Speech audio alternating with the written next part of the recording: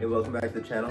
You'll have to excuse my voice. I've been sick for a few days, but recently Shastin and I have gotten into foraging, and on one of our last trips we discovered Russian olives and rose hips. So I never knew what rose hips were, but we'll have a separate video on those later. As far as Russian olives, I've never noticed them before, but it turns out they're freaking everywhere out here. So we did some reading about them, and we found out that you can make jelly out of them, but we could not find a jelly recipe for them. So Shastin's been trying to work out a recipe to make some decent jelly, and I think we're on our second or third attempt, and it seems like we've got most of the kinks worked out of it, and we're finally making something besides syrup. So let us know what you think, and I hope you enjoy. Here's our little kids' basket that we just put a bag in.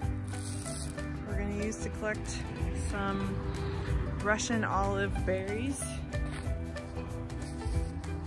They are invasive to the area, but on the plus side, there are plenty of edible berries. And we're gonna pick some today. So, my husband gave me some snipping shears. Here. I don't think they're necessary because they pop off the bush really easily. But we're gonna cut right before the new bud is coming in, so that next time when it starts growing, we won't be damaging the tree. We'll just be taking the fruit off of the tree. And then we're gonna make this into jelly, and it's gonna be fun. So this tree has lots and lots, and in the fall is when you want to collect them. After it's frosted, then they get sweet. They've got kind of a mealy texture inside though.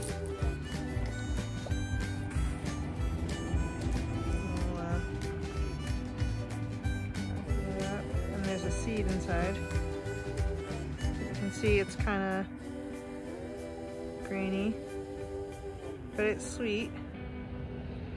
But we use the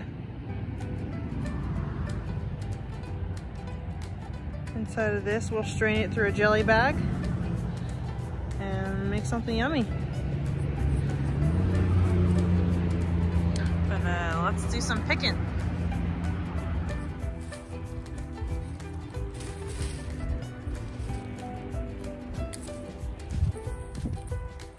Just put the whole thing in the bag and we'll pick them off individual at home.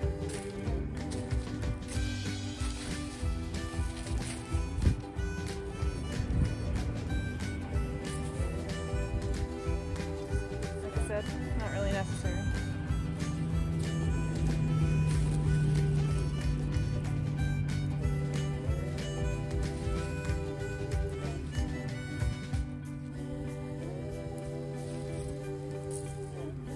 In fact, I think it's easier not to have the clippers. They just snap right off.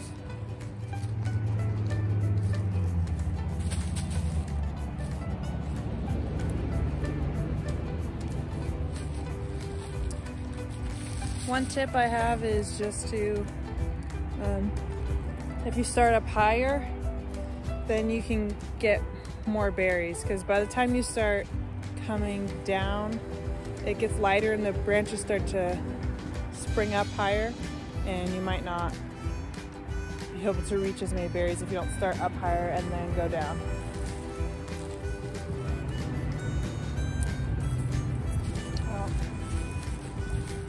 Okay, I broke this one off too close. You got the little bud pieces, but I got a bunch. So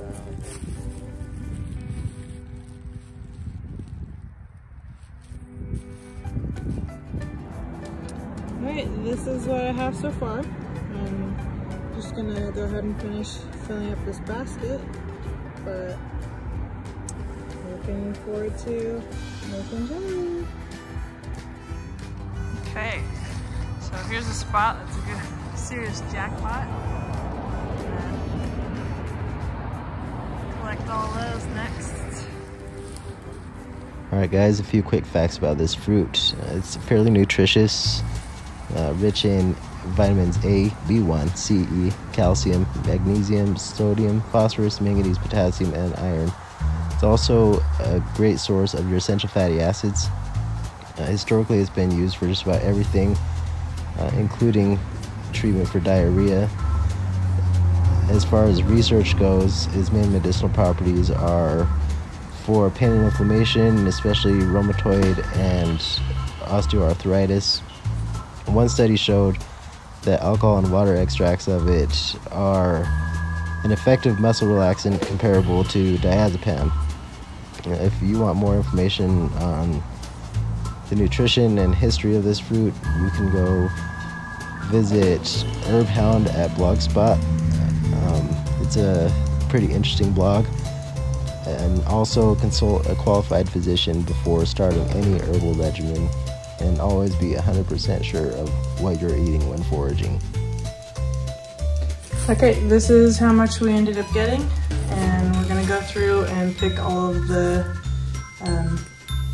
pieces, the olive things off, and we'll put them in here, and then we'll know how much we have so we can figure out how much jelly to make. The seeds you can go through, well, you leave the seeds inside, I don't have to worry about that, but you'll just kind of go through and pull them all off. We tried to figure out if we could do something with the seeds, but they're really hard, and we'll have to do some experimenting, and we will, if that turns into anything, I guess we'll make another video, but for now, I'm not gonna worry about it. But if we do decide to do something with the seeds, these things, the sticks, they stay on there when all of this gets pushed off. The sticks want to hook on to what's left of the seeds. Here's what the seeds look like inside. They're kind of cool looking.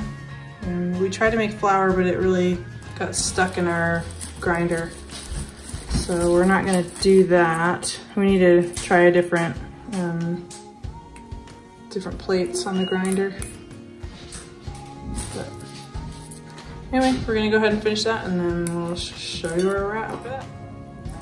Okay, so something we've been realizing is it's easier if you hold the bottom of it, so where all the olives are hanging down, flipped up the other way, and they'll come off way easier this direction. If you try to pull them coming down this way, they kind of resist and they don't want to come off as easy, but this way they pop off really easy. All right, we have our olives all taken off their stems, sticks, and these will just go in our compost pile. And then we have about 6 cups of olives, and we'll just dump them in our pot. And then we're gonna add 12 cups of water.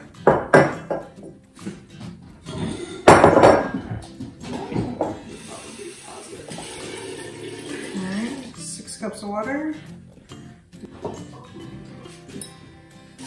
You're just doing a 2-to-1 ratio of 1 being the olives and 2 the water. And then we just set it on to boil so it looks like it. Okay. And then you just set it on the stove to boil. And then we'll come back to it. Alright, so it started boiling, and we're gonna let it boil for about a minute or 2, and then we'll start mashing. We're ready to mash. The water's turned kind of a brownish color, and it smells really fruity. Surprisingly, it smells very sweet. And we just use our janky masher. Our handle kind of pops off. Hopefully yours is better than ours. But I'll just start separating the skins from the seeds. get more of the flavor out. We missed a leaf, he's telling me. But it's okay, it'll come out in the jelly bag. This is what we're gonna use to strain out our jelly. And I just got this at a local store. I've seen it at several places. This has that it sets onto, and then we'll just set it over the top of the bowl.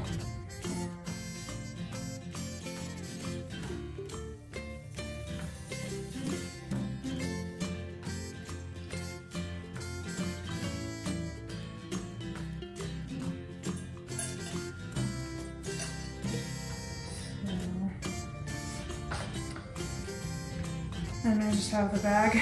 I like to have it inside out because then it kind of wants to drip off of this lining. You also want to get it wet before you put your stuff in it. Doesn't need to be dripping, just damp.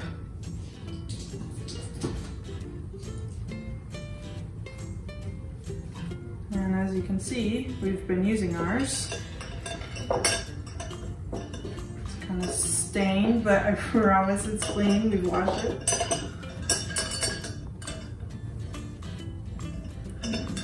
Switch it.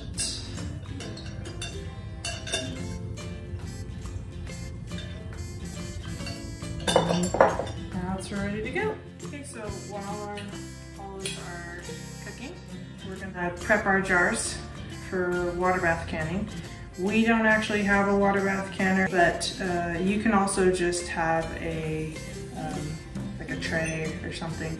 And you basically need to keep the jars off the bottom of the pot because they'll crack and break.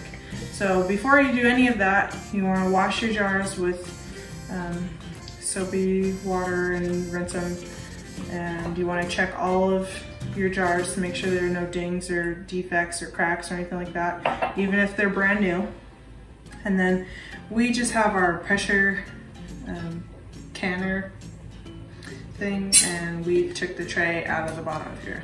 So at first we weren't sure if that was going to be enough to keep the water off, but then we purchased a full-blown big pressure canner, and we're like, oh, it's the same tray thing.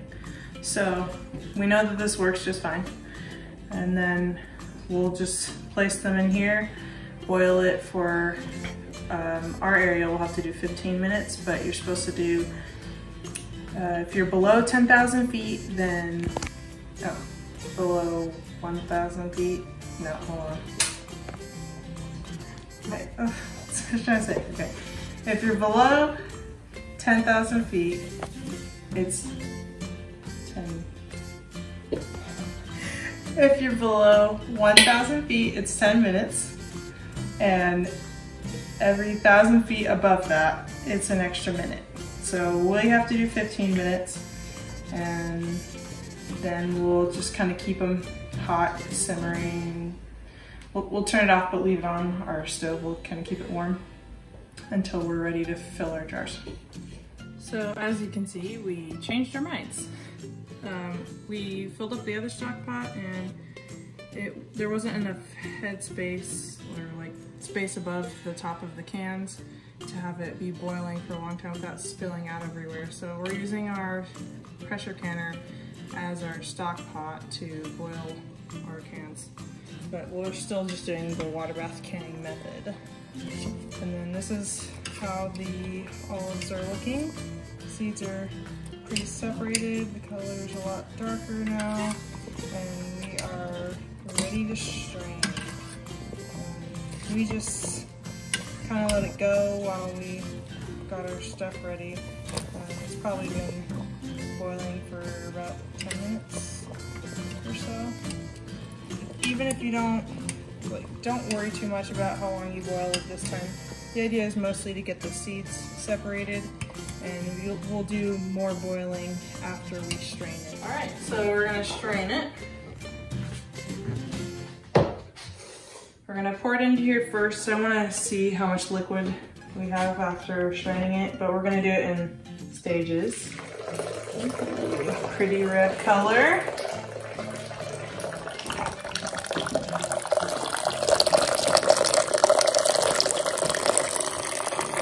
I think we're gonna get it all in there actually. So a lot of people who make jelly say, do not squeeze the jelly bag. We are not those people. We thoroughly squeeze the jelly bag. We are perfectly happy with our cloudy jelly, we just want lots of it. And we're kind of impatient, so we have a little bit of a hard time waiting. But if you are patient, that's more power to you. But sometimes I'll just use the spoon, kind of push it down because it's really hot. You don't want to squeeze it right now. But after most of it's drained and it's kind of slowed down and it's cooler, then you can squeeze the jelly bag and get more of it out. But as you can see, you got the seeds and the pulpy residue. So it's going to take out that rough texture and make your jelly smooth. While you're doing it, when you put the pectin in, if for some, or maybe you over processed it while you were doing your water bath canning and it doesn't set, then it makes a really good syrup. So don't just toss it out. You can put it on your waffles or something. It's good. And that's what we did with our first batch. We have a batch that turned out good that is in the fridge. But the batch that we attempted to pressure can did not set. So we're thinking we over processed it and really should just stick with the water bath canning method. And it's mostly all cooled off now, so I did a little bit of side squeezing of the bag, but I didn't want the bag to just completely fall in, so I'm just going to take the whole bag off and know that I'm holding it instead of waiting for it to fall in and start over, which I've done before, not with these, but. And then I'm just going to squeeze what I can get out of the rest of this, and then we'll go ahead and put it back on the stove, and you'll just rinse out the pot you used before. Then we'll put the liquid back on and we'll boil it again. And then we'll let it boil for a little bit before we start adding some other ingredients. Okay, so our liquid ended up being about 6 cups of juice, and we're gonna add 4.5 cups of sugar.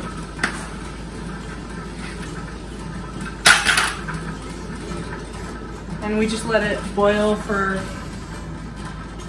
about a minute or two before I added the sugar.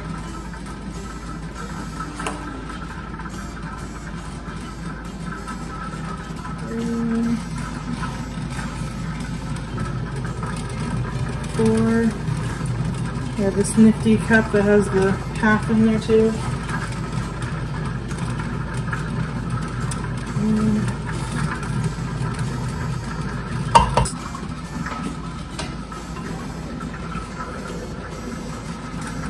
And stir it so it doesn't get stuck to the bottom of your pot.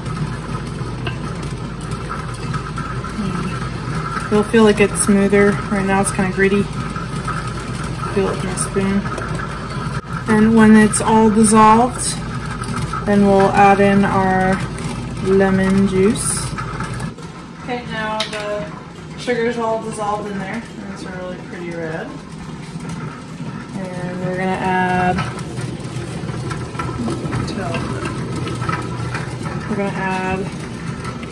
about 6 teaspoons, not tablespoons. So we had 6 cups of olives, 6 teaspoons.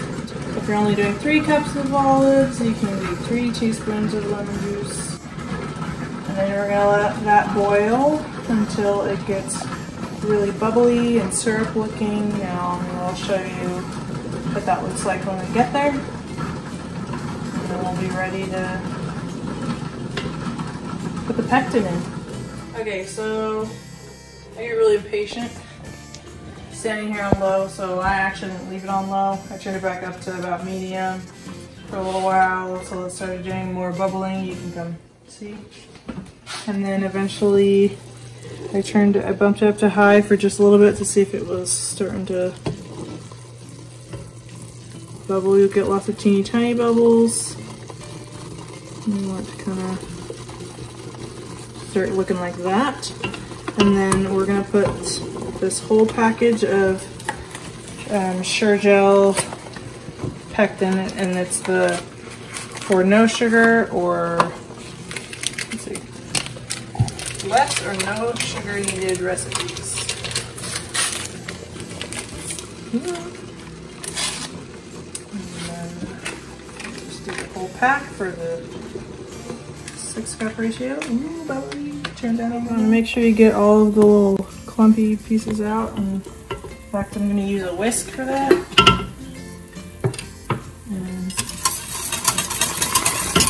we'll boil it for a little, maybe a minute or two. And then we'll put it in jars. When it looks like this, then you want to turn the heat off. And we're going to pour it right into the jar. Now for the pouring, we have this fancy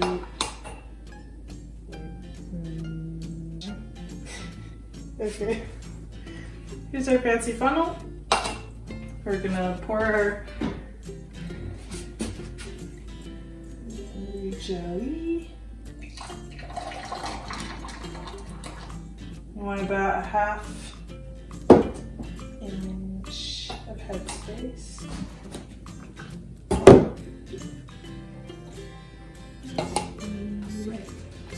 Okay, after you have your headspace all measured, and we did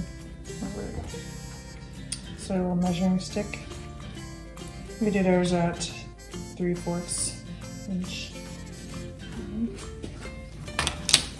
And then just go around and wipe all the edges off so that you have a nice seal with a damp paper towel. And then we put the lid on, and we just soap and water washed those. And then you screw the lid on.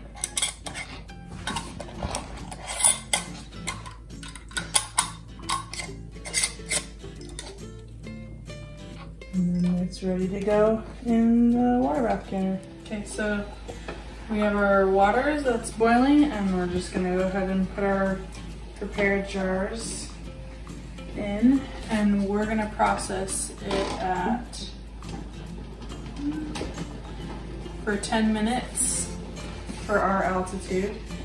And we just followed the time based off of the instructions on the pectin.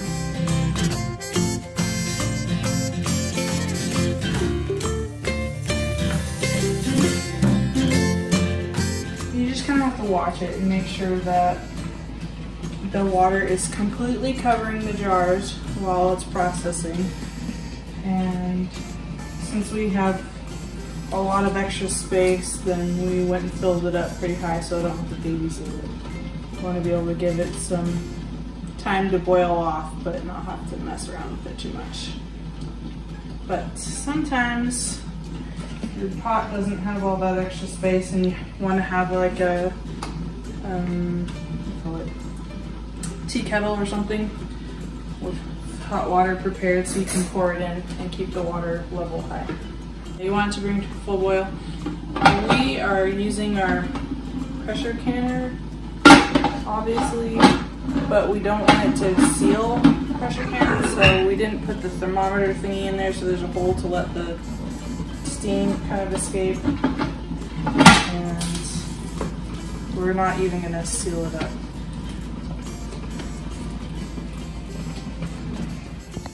Alright guys, our jam's been setting for about 24 hours now, and I'd say it's been pretty successful. We have a jar that we threw into the fridge right at about 8 hours, and it set up pretty well, and it's about the consistency we wanted.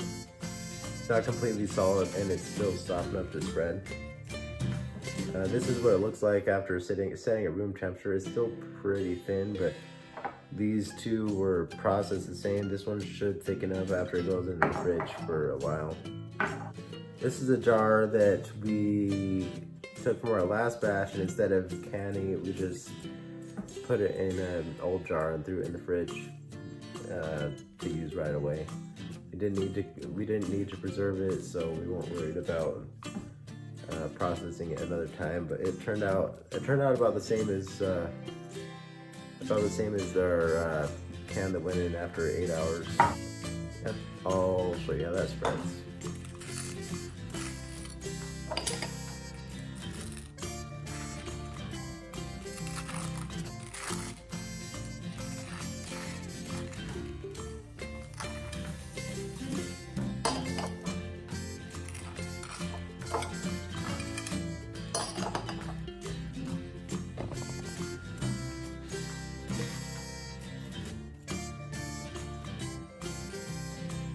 Not bad. I recommend, if you guys have these trees in your area, to go ahead and find some and take advantage.